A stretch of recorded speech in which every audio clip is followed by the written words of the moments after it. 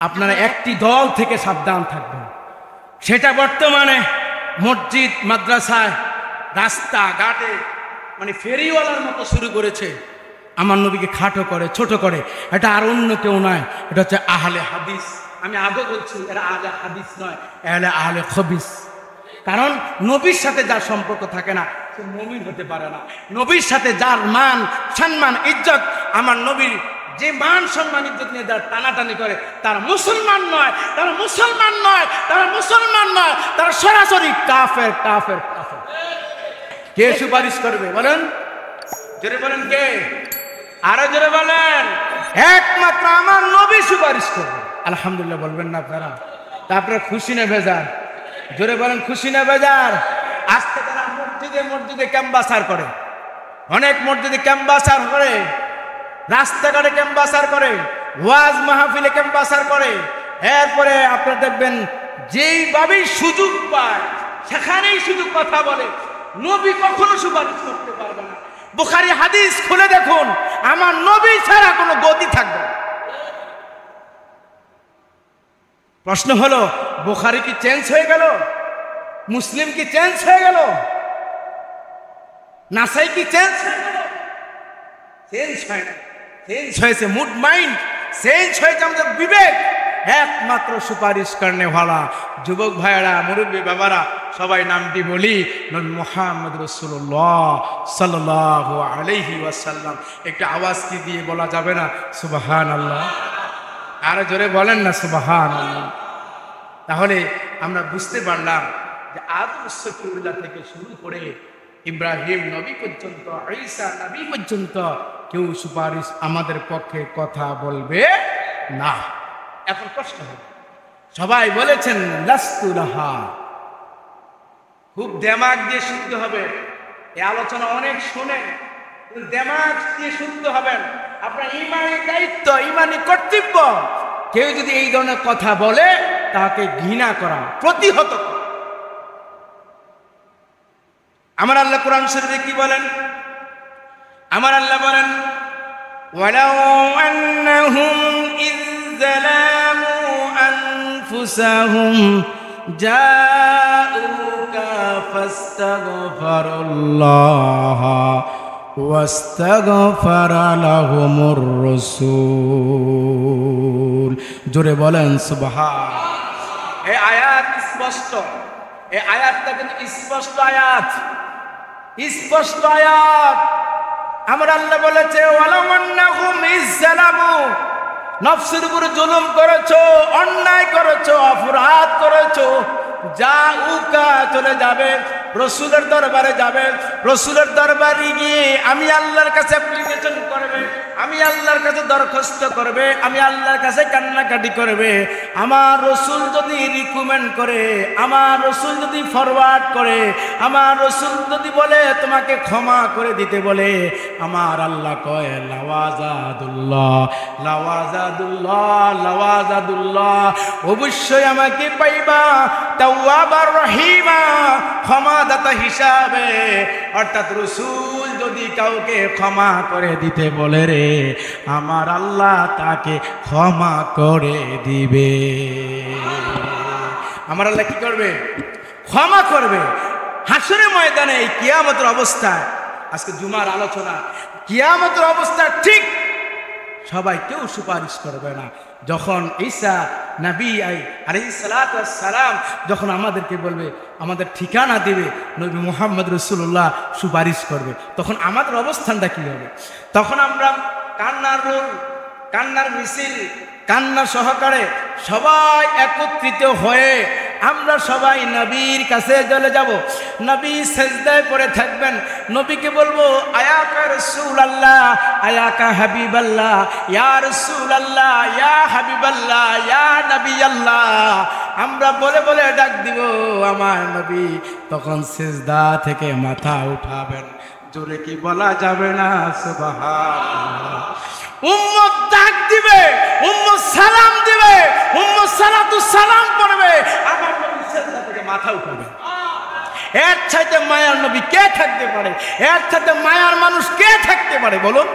আজকে আমরা আফসোস, আমরা নবীকে সালাম দিতে চাই না, নবীকে আসসালাতু আসসালাতু আলাইকা ইয়া রাসূলুল্লাহ বলতে চাই না, আসসালাতু আসসালামু আলাইকা হাবিবাল্লাহ বলতে চাই না, আসসালাতু আসসালামু আলাইকা নবী আল্লাহ বলতে চাই না। এটা আমরা কৃপণতা করি।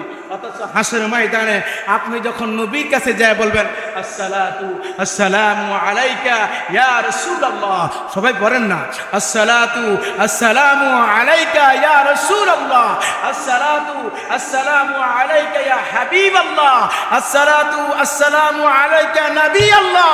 আপনি বলতে দেরি হবে, আমার আল্লাহর রহমত আমার নবী এমনভাবে পেয়ে যাবেন, তখন আমার নবী সেজদা থেকে মাথা উঠাবেন। আমার নবী বলবে উম্মত, হে আমার উম্মত কি চাও তুমি বলো। সুবহানাল্লাহ সুবহানাল্লাহ সুবহানাল্লাহ সুবহানাল্লাহ। আমার নবী আমাদের অবস্থান দেখে আমাদেরকে বলবে উম্মত চিন্তা করো না, তোমরা চিন্তা করো না, চিন্তা করো না। উম্মত তারাই যারা নবীর সুন্নতকে মেনেছে, উম্মত তারাই যারা আমার নবীকে সালাতু সালাম দিয়েছে, উম্মত তারাই যারা আমার নবীর উপর দুরূদ সালাম পড়েছে, উম্মত তারাই যারা আমার নবীকে মেনেছে, মানার মতো মেনেছে, তারাই আমার নবীর উম্মত। সুবহানাল্লাহ।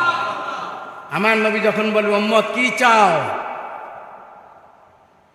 আমি তো আছি। আদম শফিউল্লাহ থেকে শুরু করেন ঈসা নবী পর্যন্ত হাসরের ময়দানে সবাই বলেছে একটা শব্দ, একটা বাক্য ইউজ করেছে, লাস্তুলাহা লাস্তুলাহা বলেছে। উম্মত রে, ও উম্মত, এই উম্মত শোনো, এই উম্মতের জন্য কত কষ্ট করলাম, এই উম্মতের নাজাতের জন্য আমি নবী কি করলাম, উম্মতের জন্য ইসলামের জন্য কি করলাম। উম্মত চিন্তা করো না, চিন্তা করো না। সবাই বলেছে লাস্তুলাহা, আমি নবী এটা বলবো না।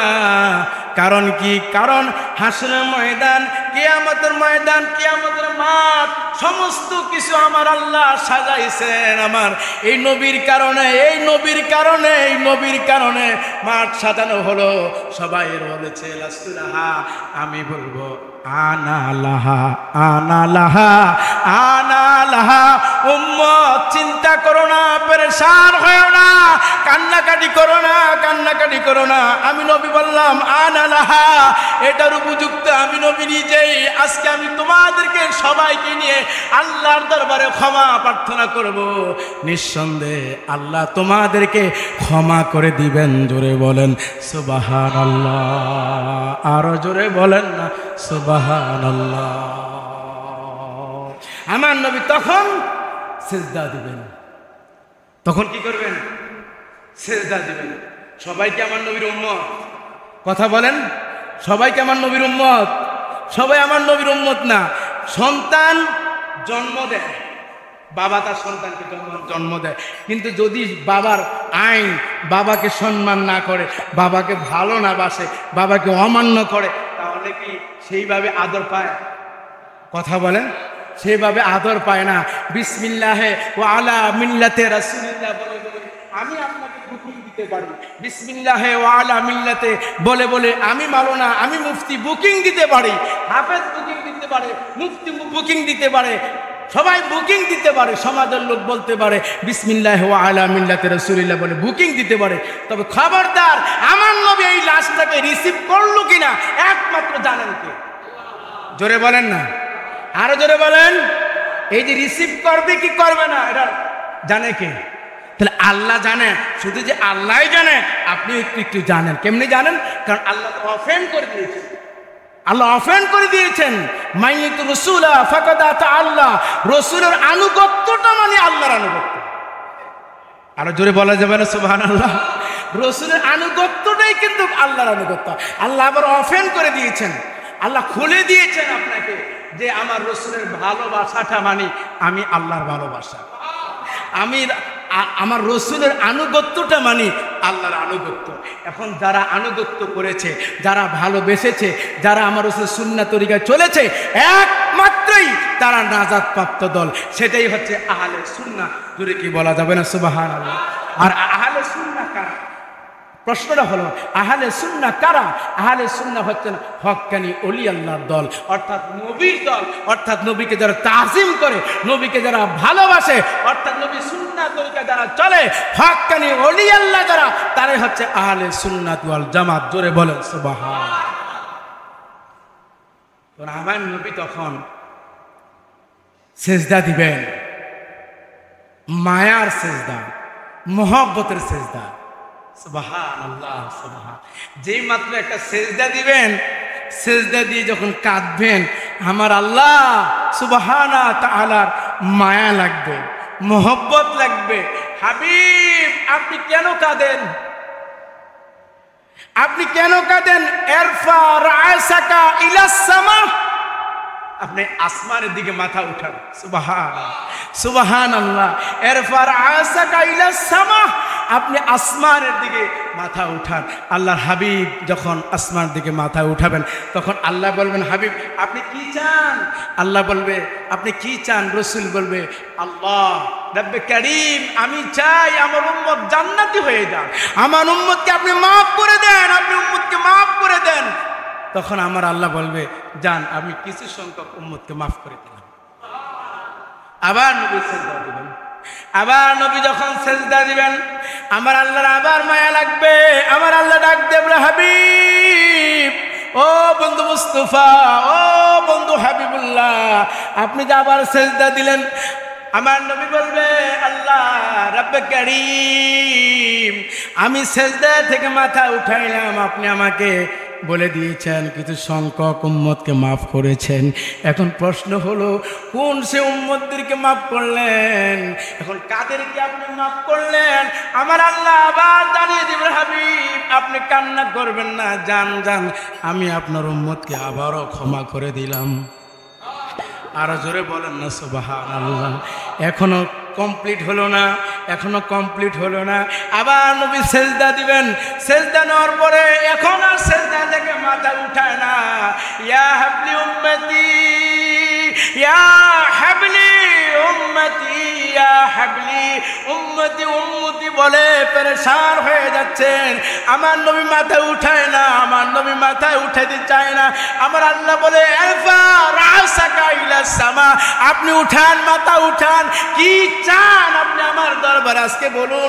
আমার নবী তখন মাথায় উঠে বলবে, আল্লাহ আমার উম্মত, আমার উম্মত, আমার উম্মত, আমার উম্মত, সকল উম্মতকে আপনি মাফ করে দিবেন।